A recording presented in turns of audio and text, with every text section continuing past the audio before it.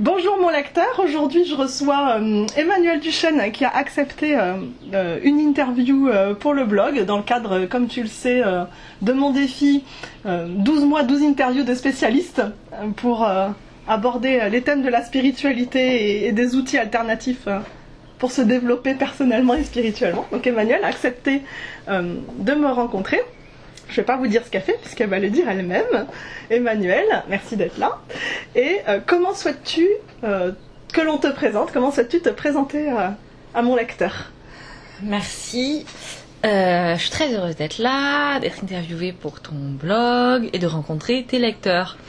Je veux savoir qu'en échange d'être interviewée, j'ai fait un gâteau au chocolat. C'est vrai, et très bon d'ailleurs. Un excellent, quasi vegan. Voilà. Donc, comment me présenter? Ce que je peux dire, c'est que ce qui est important pour moi en ce moment, les thèmes que j'aborde beaucoup, c'est comment reconnecter les gens à leur souveraineté. Ça veut dire reconquérir leur choix de revenir à c'est qui choisit pour moi? Est-ce que c'est mon éducation, ma culture, la publicité? Ou est-ce que ça vient de l'intérieur et au-delà des conditionnements que j'ai absorbés inconsciemment, je sais me positionner. Du coup, voilà, quelqu'un qui œuvre à mettre un peu la zizanie. On m'a dit un jour, quelqu'un dit Emmanuel, partout où elle va, elle met le chaos.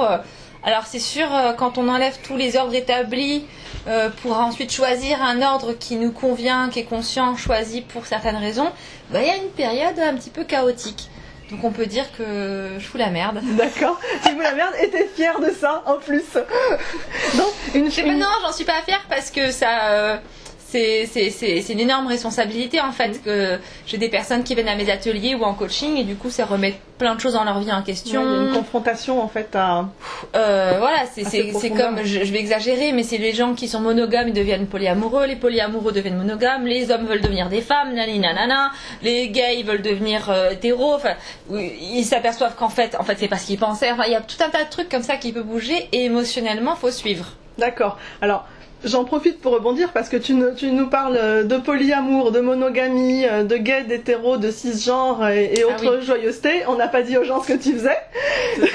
Donc j'aide les gens j'essaie d'aider, de mettre le bordel en reconnectant les gens à leur souveraineté pour qu'ils ne donnent pas leur pouvoir à quelqu'un d'autre tout le temps.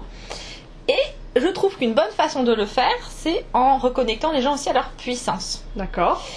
Et la puissance, l'énergie dans le corps, elle vient d'où? Elle vient du sexe. D'accord. Elle vient de la terre et elle vient du sexe. Ouais, le hara, toute cette dimension-là. Voilà, donc en fait, ce qui se passe, c'est que quand j'essaie de désembrouiller la tête de tous les trucs qui leur appartiennent pas aux gens pour qu'ils puissent savoir ce qu'ils veulent, quels sont leurs désirs, quelles sont leurs limites, qui ils sont, qu'est-ce qu'ils veulent, etc. Une fois que ça c'est clair, eh bien, on va éveiller au niveau de l'énergie sexuelle, ce qui leur donne la puissance d'être comme ça dans le monde. Envers et contre tout. Envers papa, maman. Au secours le patron. C'est ça. Qu'est-ce qu'ils vont penser? Au secours. Voilà. Il faut du courage pour oser être soi-même dans le monde aujourd'hui. J'ai quelqu'un que j'aime énormément, que j'ai appris récemment. C'est biologiquement un homme qui s'assume en tant qu'homme, qui veut pas changer de sexe, mais qui aime se maquiller et mettre des jupes, et qui m'a dit récemment qu'il ne mettait plus de jupes. Ça m'a totalement... ça m'a brisé le cœur en fait. Déjà d'une, parce qu'il y a des jupes pour hommes qui existent. Si en plus on a envie de... Pourquoi les hommes devraient porter des pantalons? Enfin, on s'en fout en fait. C'est pas une question d'homme ou femme. En fait, c'est même pas une question de genre. C'est juste une question de j'ai envie de m'habiller comme j'ai envie de m'habiller, quoi. C'est ça.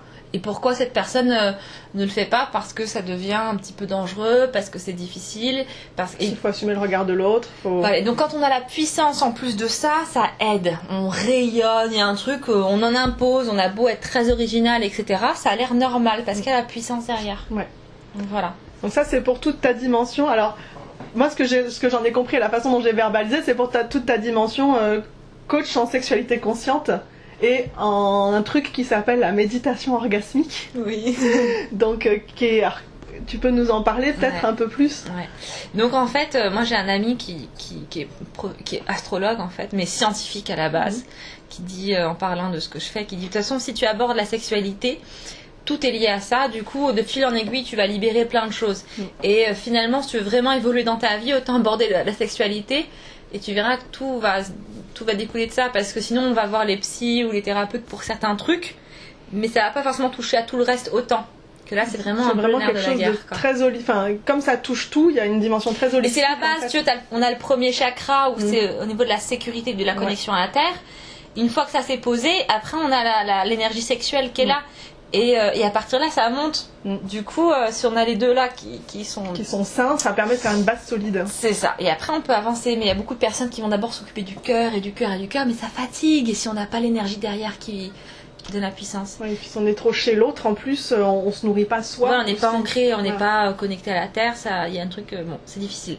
Du coup, oui, même s'il y a plein de tabous, même si ça gêne et même si c'est difficile, il y a beaucoup de personnes, beaucoup de traumas. C'est efficace, quoi. Après, c'est pas pour tout le monde. Ouais, faut être prêt. Il faut prendre le temps. Ça peut être 1 an, 2 ans, 3 ans, il n'y a pas de souci. Donc, la méditation orgasmique. C'est mon chat. Voilà. La méditation orgasmique, c'est pareil. C'est justement quelque chose qui peut chambouler plein de... Parce que quand je vais vous dire ce que c'est, vous allez l'entendre. Vous allez peut-être réagir fortement. Ça va vous faire quelque chose. Soit vous allez dire, mais c'est pas possible, ça bloque, c'est pas possible. Ou alors ça va vous fasciner, mais je suis incapable de le faire. Et il y a tout un chemin qui va se faire. Juste savoir que ça existe. Donc c'est une vraie méditation qui se fait à 2. Donc les gens disent oui, mais je peux pratiquer seul. Ce sera pas de la méditation orgasmique, mais c'est très bien que de le faire seul. Qui est très codifié. Donc pareil, beaucoup de gens disent oui, mais dans ce cas c'est pas intuitif, c'est pas spontané. Oui, ben on parle pas de spontané, on parle de pratique méditative. Quand on va dans un monastère bouddhiste ou bénédictine ou chamanique ou tout ce que vous voulez, il y a des pratiques, on les fait et c'est comme ça. Voilà, le soleil se lève à 1h et quand le soleil se lève, on médite. Voilà. Point. On fait le ramadan, on mange pas quand il y a le soleil qui est levé. C'est comme ça. C'est comme ça. C'est les pratiques. Et du coup, la méditation orgasmique, de la même manière, est très codifiée. Et elle consiste, le cœur de la pratique, c'est pendant 15 minutes. Une personne munie d'un index gauche. S'il n'y a pas l'index gauche, on va faire avec un autre doigt, c'est pas bien grave. Mais autant que possible, l'index gauche caresse le clitoris d'une personne qui en possède un. Une personne qui en possède un, très bien. Et du coup... Donc ça veut dire que ça peut être un homme et une femme, mais ça peut être 2 femmes qui font la méditation. Tout à fait, ou ça peut être 2 hommes. Ou ça peut être 2 hommes. Puisque une personne s'identifiant homme, mais qui possède un clitoris. D'accord. Ça existe. Oui, c'est vrai. C'est vrai. Et est-ce que du coup, un homme, le gland du pénis peut remplacer le clitoris? Alors, du coup, merci de me poser cette question. C'est une excellente question. Ce qui se passe, ce serait pas vraiment un problème pour les hommes, ça dépend des hommes. C'est plus pour la personne qui va les caresser. Ce qui se passe, c'est que, bon, déjà, pour beaucoup d'hommes, moi, j'ai caressé des hommes. Je m'aperçois que quand je caresse un homme qui a déjà tout un parcours, que ce soit en méditation orgasmique, en tantra, en bien-être, qui a appris à recevoir, ça passe. Mais avec d'autres hommes, ils n'ont pas appris à être réceptifs avec leur sexe. Si on touche leur sexe, pour eux déjà c'est sexuel, alors que là c'est une méditation. Ça veut dire qu'il faut déconstruire tout ce que c'est sexe et sexualité. Donc, oui, je touche ton sexe, mais c'est pas pour t'exciter, c'est pas pour te satisfaire et c'est pas pour te faire plaisir, etc. C'est pour que tu médites, pour voir ce que ça te fait dans ton corps quand je touche ton sexe comme moi. J'en ai envie parce que je suis mes sensations. C'est-à-dire que quand je te caresse, tu ne me tripotes pas en même temps. Tu détends ton corps, tu respires et tu vas pas me demander de te masturber. En fait, c'est comme si, dans le concept, c'est comme si je faisais une méditation marchée, sauf qu'au lieu de me concentrer sur ma marche, je me concentre sur l'index gauche sur mon... Voilà, c'est ça. Le point de contact entre les deux.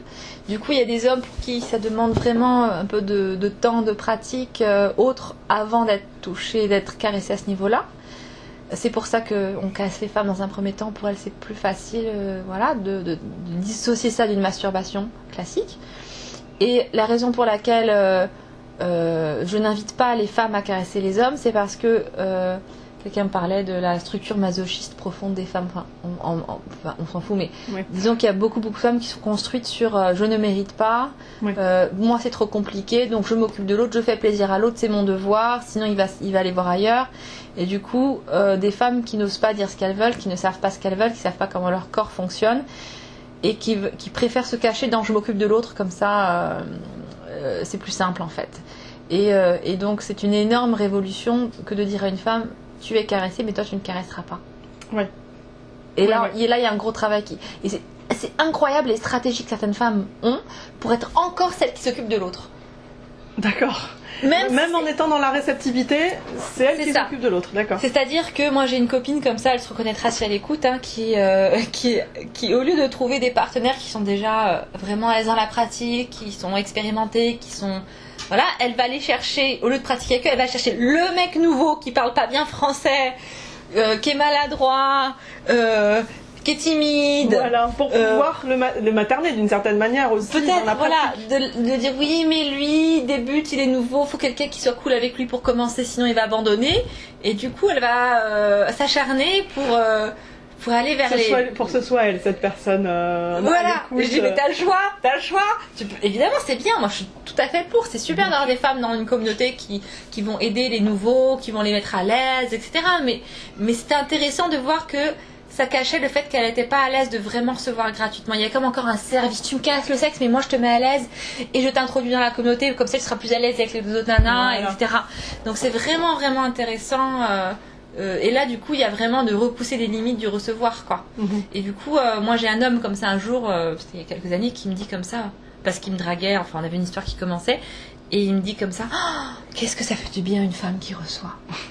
C'est fou quand même, hein. Parce qu'il y a plein d'hommes qui sont comme ça avec un gros paquet de trucs qu'ils veulent donner. Même mon chéri, mais on n'est plus ensemble à cause de ça, parce que moi je suis libre. Oui. Donc je suis pas monogame exclusive. Et lui, il a besoin de ça parce qu'il a son énorme paquet de je veux tout te donner. Tout. Ça c'est certaines cultures et c'est pour toi, ça c'est Jacques Brel. Enfin tu vois, c'est des trucs comme ça. Et il peut Jacques Brel qui au passage n'était pas spécialement monogame lui de son côté. Mais ça, pour le business de ces chansons, ça fait danser les gens, il n'y a pas de problème, ils peuvent s'identifier quoi. mais je te donnerai tout quoi. Voilà. Et du coup, il y a des gens comme ça qui veulent donner leur cœur et tout se dédier à une personne. Et donc voilà, c'est une chose qui habite certains hommes, beaucoup d'hommes. Pas tous, mais du coup voilà, il faut savoir recevoir. Si on peut pas se plaindre tout le temps, oui c'est pas assez bien, c'est pas ci, c'est pas ça, bah ok, est-ce que tu sais recevoir, est-ce que tu sais dire merci. Après ça se dit ok, ça vaut le coup que je m'occupe d'elle et que je fasse des choses pour elle parce qu'au moins c'est reçu. Donc dans pour revenir à la méditation orgasmique autour de tout ça, c'est vraiment le choix de concentrer la réception à la personne qui possède un clitoris. C'est à la fois pratique et à la fois psychologique. C'est pour déconstruire plein de choses. Voilà. C'est-à-dire que moi-même, je caresse des hommes, j'ai pas de souci avec ça. Et je laisse les personnes adultes et consentantes se faire plaisir autant qu'ils veulent, comme ils veulent. Mais je n'enseigne pas de pratique où les hommes sont caressés parce que la plupart des hommes sont pas capables, sont pas prêts. Et la plupart des femmes seraient encore en train de se sacrifier, etc. Et du coup, c'est vraiment en soi qu'on caresse le gland d'un homme, le frein d'un homme, etc. C'est génial. Mais c'est vraiment dans le contexte dans lequel on est, ça n'a pas autant de sens que de caresser un clitoris qui a été invisible, qui a été caché des manuels scolaires encore. Ça vient de sortir dans un éditeur scolaire parmi tous. Qui n'était pas dans les manuels médicaux, qu'on vient de découvrir l'anatomie totale du clitoris il y a juste quelques années. On est allé sur la lune, on est allé dans les étoiles, on a fait plein de trucs et le putain de clitoris qui est là juste sous nos nez, incapable de faire une dissection. C'est juste incroyable. Et du coup, ça a du sens d'aller voir le clitoris, de découvrir comment on le caresse, comment ça fonctionne, qu'est-ce qu'il aime, de parler autour de lui. Ça a du sens de caresser une femme pour qu'elles apprennent à recevoir et qu'après tout le monde est beaucoup plus cool, ça fait du bien à tout le monde, elle est moins à cran, elle est moins excédée, il y a plus d'amour, il y a plus d'ocytocine, il y a plus hormonalement ça se passe mieux. Donc l'ocytocine, donc l'hormone de l'attachement, c'est une hormone qu'on a pendant l'accouchement, et du coup ce lien hyper fort avec le bébé se fait aussi à ce moment-là. Aussi ça apaise les douleurs, donc ça fait que le corps peut se régénérer beaucoup plus facilement, on dort mieux, enfin c'est une super hormone quoi. Et quelques câlins et tu vois les gens ils font des sourires incroyables, tu vois, c'est juste hallucinant. Et donc voilà, donc c'est pour ça qu'on caresse les femmes, ça a plus de, enfin les femmes, non on caresse pas les femmes, on caresse les personnes munies de clitoris. Voilà. C'est biologique. C'est une question de biologie. Parce que les personnes munies de clitoris, il y a plus de chances qu'elles aient été éduquées dans une construction comme si c'était des femmes. Oui. Et du coup, autant régler ça avant. Si on veut s'identifier homme et modifier son corps, etc., autant bien faire le travail de tout déconstruire avant. Voilà. Pour qu'après, c'est bon, quoi. Parce que je trouve ça dommage. Moi, j'ai rencontré des femmes avec des sexes d'hommes, donc en transition, qui étaient avant, voilà. Et qui se disent mais pourquoi moi je serais pas caressée puisque moi je suis une femme. Je dis mais c'est pas une question de femme ou homme, c'est une question de biologie. En fait c'est pas une question de construction identitaire psychologique et intérieure et de schéma, c'est vraiment une question de pur matériel génétique là. C'est ça. Génital même. Mais aussi de construction avec quoi on est éduqué parce que moi cette amie qui aujourd'hui vraiment rencontre son féminin, enfin sa femme on va dire, devient vraiment femme, a quand même grandi comme un homme, pensant comme un homme, et elle me dit encore mais la révolution que c'est incroyable de voir les choses différemment, etc. Et même au niveau hormonal, il y a plein de choses parce qu'elle prend des hormones, etc. Mais du coup moi je dis mais si tu caresses un clitoris ça va être encore plus en lien avec ton féminin. Tu vas encore plus toucher parce que tu l'as pas physiquement, mais si tu caresses un clitoris et tu te détends et tu laisses ce truc là venir, les hommes qui caressent des clitoris dans cette pratique là deviennent plus intuitifs, plus sensibles, plus émotionnels, ils captent les informations, ils ressentent les choses beaucoup plus dans le non verbal et tout à fait, et du coup la communication est beaucoup plus sympa parce qu'ils loupent pas la moitié et du coup voilà, c'est chouette. D'accord. Et du coup, tout ce que tu nous expliques, ça montre quand même bien en quoi la méditation orgasmique, c'est vraiment un outil de développement personnel avant tout, en fait. Absolument. Et de déconstruction de tous les schémas qui ne sont pas notre service. Ouais. C'est-à-dire que c'est un truc qui dissocie sexualité de amour, sexualité de aspect érotique, sexualité de plaisir. Après, il y a toujours les questions de donner, recevoir, tout ça qui est... consentement aussi, qui est très...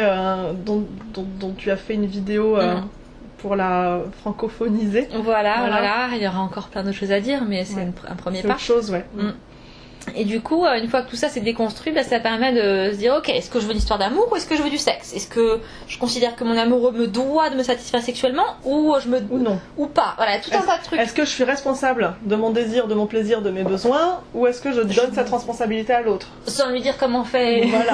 Ou est-ce que je fais porter cette pression? Du coup, il y a ça aussi comme que accepter par amour, par convention. Du coup, ça fait un peu le ménage. Puis après, les gens peuvent se construire sur des bases choisies en fait. Ouais.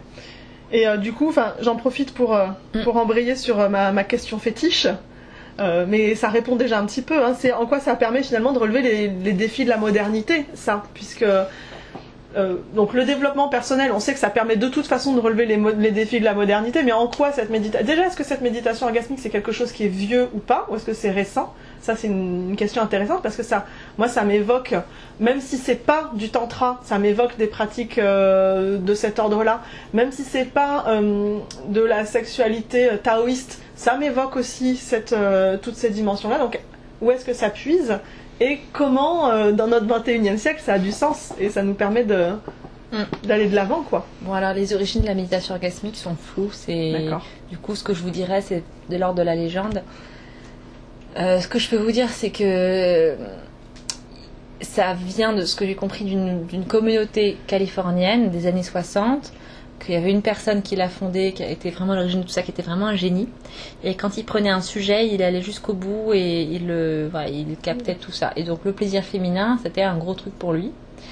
Et après, donc est-ce que c'est lui qui a trouvé... en gros, l'idée, franchement, c'est très simple, c'est de caresser le sexe d'une femme, mais avec les mains, qui sont beaucoup plus précises, où la personne caresse, du coup, elle est moins avec sa propre excitation et toutes ses projections fantasmagoriques. Du coup, elle peut être beaucoup plus concentrée, posée, ancrée, et du coup, capable d'être un peu la tête froide, de fonctionner, et du coup, de se brancher sur un truc plus subtil. Et Dieu sait si les femmes adorent une bonne présence énergétique, un bon ancrage et une subtilité, une écoute de toutes ces choses-là, pour complètement partir, et c'est génial. Et du coup, c'est parti de là. Et donc, cette femme, Nicole Dedon, a découvert ça. Et comme elle était vraiment... Elle raconte qu'elle était en train de devenir nonne bouddhiste. Elle était... En tout cas, ce qui est certain, c'est qu'elle est elle était beaucoup dans la méditation zen, surtout. Du coup, elle a fait une synthèse entre tout ce qui est méditation zen, bouddhiste, et c'est le fait de caresser le sexe d'une femme. D'accord. Et en fait, ce qu'elle voulait, c'est qu'à la base, t'imagines, c'était une communauté donc très confidentielle. Ça veut dire, là aujourd'hui, à ce que j'ai compris, ils en sont au point, enfin ça doit faire longtemps, mais avant d'être... donc tout le monde peut faire l'amour avec tout le monde au sein de la communauté. S'ils veulent pas, c'est pas grave, mais pour pouvoir faire l'amour avec des personnes de ce groupe-là, il faut attendre 2 ans. D'accord. C'est-à-dire qu'ils doivent faire tout leur... parce qu'ils ne doivent pas se protéger, ou je sais pas comment ils font, même s'ils se protègent, en tout cas, pour valider que la personne est safe et sérieuse dans sa démarche. Parce que le problème, c'est que s'ils sont 30 ou 100, s'il y a une personne qui a une maladie, tout le monde va l'avoir. Ouais. Du coup, c'est 2 ans de tests.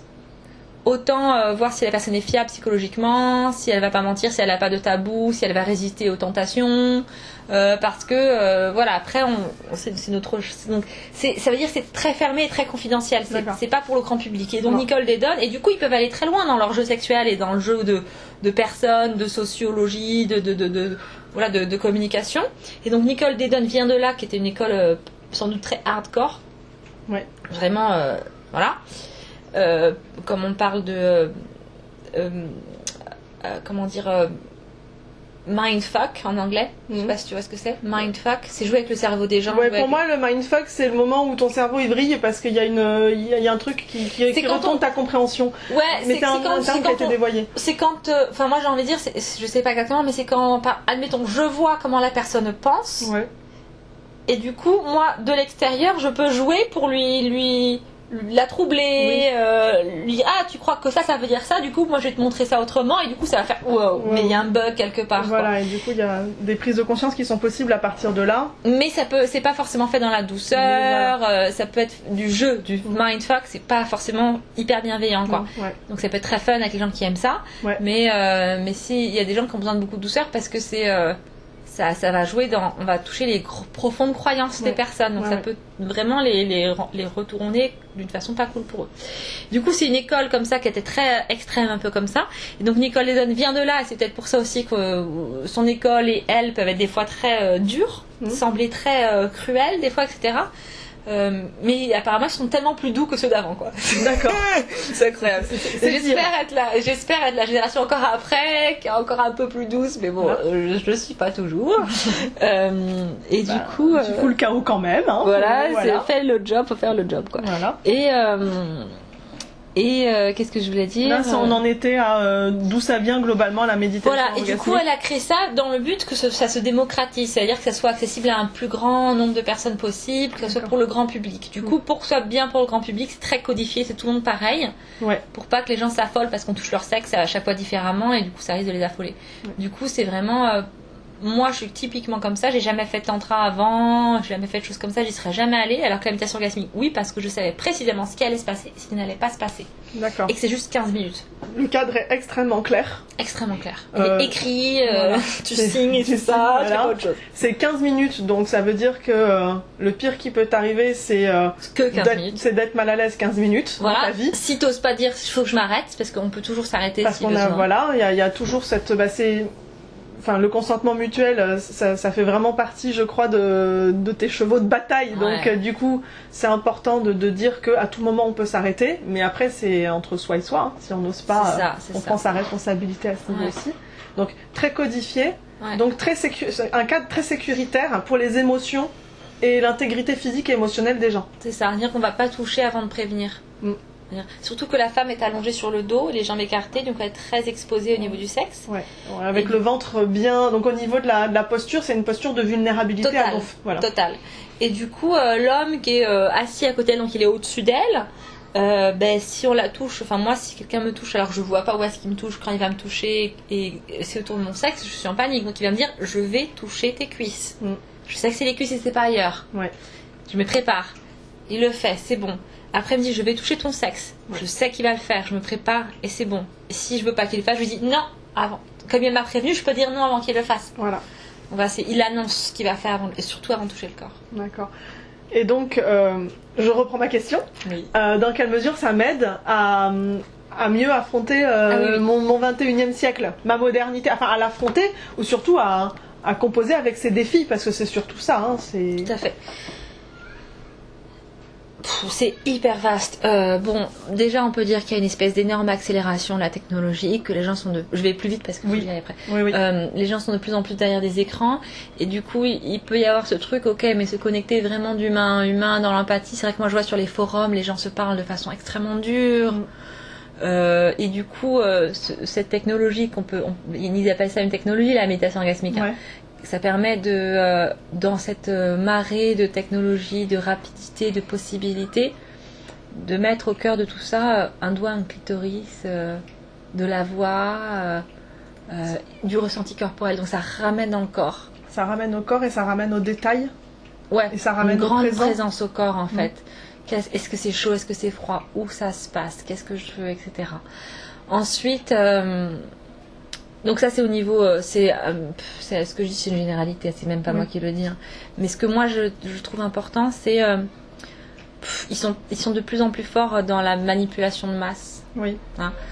Je sais plus qui me racontait il y a quelques années que dans les films ils mettent des mini pubs qu'on voit pas, c'est des images, un film c'est 24 images secondes, et ben il y a que 24, donc il y a une image sur 24 qu'on ne peut pas voir consciemment, mais notre inconscient la voit si on la met, donc ils peuvent faire des images suggérées. Donc tu veux, il y a tellement de trucs, quand on voit les sondages, la façon dont est posée la question, on peut avoir tout ce qu'on veut comme réponse. Et la façon dont sont utilisées les réponses. Enfin, voilà. Avec des gens qui ont une grande facilité, qui pensent de moins en moins, quand même, quand tu vois Meurice, France Inter, qui demande aux gens, oui, alors que pensez-vous de la grève des profs? Oh, les profs, ils font chier. Mais vous savez pourquoi ils font la grève? Non, mais... pourquoi vous voteriez Fillon? Mais je trouve que quand il parle, c'est bien, il fait bien. Vous savez ce qu'il dit? Non, mais j'aime bien son attitude, je trouve qu'il parle bien. C'est effrayant. C'est effrayant le degré de manipulation de masse dans lequel on est aujourd'hui. Et ce qui se passe, c'est que pour moi, la méditation orgasmique, ça ramène les gens à qu'est-ce que je veux, plutôt que qu'est-ce qu'on veut me faire vouloir. Donc ça ramène à son propre libre arbitre. Ça ramène à son propre libre arbitre. Et à son propre esprit critique aussi de fait. C'est ça. Et du coup, les gens savent dire non. Parce qu'il y a comme ils sont connectés à leur corps, quand le corps dit non, ils le sentent tout de suite.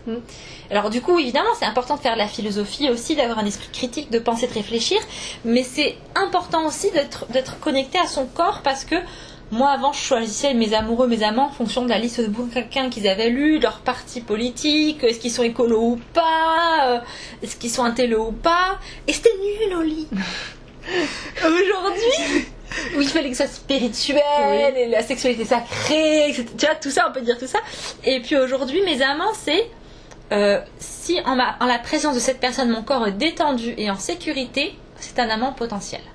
D'accord. Et sexuellement, ça marche super bien. Et avec le temps, je vois qu'en fait, l'air de rien, le mec qui s'habille en racaille, qui soi-disant il sait pas lire, le bouquin de sa vie, il est hyper spirituel. Et dans le concret et dans l'action. Voilà. Et oui, et respectueux, et beaucoup plus féministe que les autres. Voilà. Vraiment. Au passage. Ouais, tu vois. Voilà. C'est pas des mots, c'est juste, c'est intégré quoi. Et du coup, et du petit doudou pour mon chéri. et du coup, c'est mon corps qui choisit, c'est mon sexe qui choisit, ça marche beaucoup mieux. Mais du coup, comme tu es connecté avec, grâce entre autres, parce que du coup, j'imagine qu'il n'y a pas que ces pratiques-là dans ta vie, toi, voilà. Sûr. Mais ça te ramène à l'intelligence du sexe et peut-être du cœur. Du coup, c'est peut-être associé, peut-être que ça se et ça se détend en fait. Et si ça se détend, c'est bon. C'est ça. Et ça te permet de faire tes choix en lien avec... Il y a Arnaud Rioux qui dit souvent, en reprenant l'expression québécoise, est-ce que ça dit oui ou est-ce que ça dit non en dedans? C'est ça. Et... Est-ce que c'est dans une expansion, un élan? Est-ce que ça pétille? Est-ce que ça s'excite? Ou est-ce que c'est... Non, est-ce que ça se ferme? Est-ce que ça se recroqueville? Donc ça te permet vraiment de... Donc la méditation orgasmique, entre autres, la reconnexion... Alors, un temps de pause... pour se déconnecter justement de toutes les technologies technologiques et revenir à quelque chose un espace finalement un peu de silence, de conscience. Enfin, voilà, de conscience. Un espace où on va pas parler pour faire plaisir à l'autre, on va pas dire faut pas que je dise ça sinon il va penser qu'il est nul, ou simplement on pose les choses de façon neutre, j'observe ça, je veux ça, je ressens ça, point. Il n'y a pas de faut que j'en rajoute sinon il va penser que il est nul. Ça fait mal, ça fait mal, c'est inconfortable. On a le droit de le dire et ça va bien. Voilà. Et du coup, les gens, ça les détend. Ouais. On n'est pas responsable de l'expérience de l'autre, chacun son expérience. S'autoriser à dire non, s'autoriser à dire oui, s'autoriser à... Et ça libère les gens tellement. Moi, les gens, ils sont venus des fois à des ateliers mais d'une heure qui coûtaient 10 €, 1h30, mais rien, un truc pour les nouveaux. Et ils reviennent 6 mois plus tard, ils me disent Emmanuel, ton truc, il a changé ma vie. Le truc, c'est le merci. Ça, mais changer ma vie, quoi. c'est comme toi, tu me dis la maïzena, ça a changé ma vie. Ben oui. On dirait pas aux gens pourquoi. La maïzena, ça change la vie. Et allez voir un atelier Slow food, slow sex. Il y en a à Toulouse de temps en temps. Et il y en aura à Paris en juin voilà. aussi. Là. Pour savoir pourquoi la maïzena change une vie. Voilà. Entre autres choses. Voilà, entre autres choses. Bah merci beaucoup, j'aurais eu plein d'autres questions à te poser, mais ça fait déjà une demi-heure qu'on papote, donc ça c'est bien. On n'aura qu'à faire un deuxième. Donc on fera une deuxième interview sur d'autres sujets. Super. Voilà. Et bah du coup merci beaucoup d'être venu. On va en profiter pour faire un peu de promo. Oui. Donc en ce moment t'es à Toulouse, donc si en ce moment les gens ils ont envie de bon ça veut dire qu'il faut que je mette cette interview genre dans les 3 jours qui suivent sur internet. Non mais sinon on peut dire que je suis à Toulouse là autour du 13 juin, mais je reviens l'automne prochain. Voilà. Tranquille. Voilà. Et en attendant il y a mes amours, mes chéris, mes doudous qui font des activités pendant l'été. Il y aura des choses, peut-être un slow food, slow sex, il y aura des choses à Muret, à Divine for Love. Tout à fait. Il va y avoir des choses qui vont se passer. J'ai des personnes à Toulouse. J'ai une équipe, on est un collectif aujourd'hui, et du coup que je sois là ou pas, mais allez-y quoi. Ouais. Vous pouvez faire coacher, vous pouvez recevoir des massages, voilà, vous pouvez faire des choses en fait. Donc profitez-en à Toulouse. Il y a des choses qui déconnectent un peu du mental pour aller vraiment vers l'expression du corps. Disons que c'est le corps d'abord et le mental va suivre après. Voilà, c'est important parce connecter que les deux. Voilà, il y a cette dynamique. Certaines choses c'est bien pour aller verbaliser, pour aller explorer des choses beaucoup plus avec la tête et des intuitions aussi, mais avec la tête. Et il y a des choses, des fois c'est bien de couper les mots et d'aller vers le corps. Là, c'est pas vraiment, c'est pas on débranche la tête et on se plonge dans l'expérience, c'est l'esprit au lieu de commenter, critiquer, juger, comparer, il va rester présent et observer. Ouais. Et du coup après, on a des souvenirs de ce qui s'est passé parce que sinon on dit c'était génial, c'était super, mais je sais plus. Voilà. Et là du coup ça s'osmose en fait. Ça permet de focaliser l'attention sur quelque chose. Et du coup, ça influence le quotidien aussi. Ça t'intègre dans le quotidien. C'est pas juste on vit ça, c'est génial, puis après c'est totalement l'inverse, c'est que ça s'influence. Et ça veut dire aussi qu'on peut réexploiter ce qu'on a vécu en atelier dans le cadre de la méditation orgasmique, mais l'appliquer à d'autres sujets. Tout à fait. On peut appliquer à tout après. C'est ça qui est génial. Ça c'est génial. Voilà. Génial. Bon merci beaucoup Emmanuelle. Merci à toi. Vous pourrez, mon très cher lecteur, tu pourras retrouver toutes sortes de choses sur l'article qui va accompagner cet audio, puisque je fais toujours un audio accompagné d'un article. Super. Je mettrai entre autres le lien vers ta vidéo sur la route du consentement, par exemple, parce que comme ça, le très cher lecteur ici présent pourra aller explorer tes autres vidéos aussi dans la foulée, et sans doute d'autres sites, par exemple les sites internet des personnes qui font partie de ton équipe à Toulouse, par exemple. Génial. Et voilà. Génial, merci beaucoup. Merci à toi, et puis à bientôt pour de nouvelles aventures. Génial.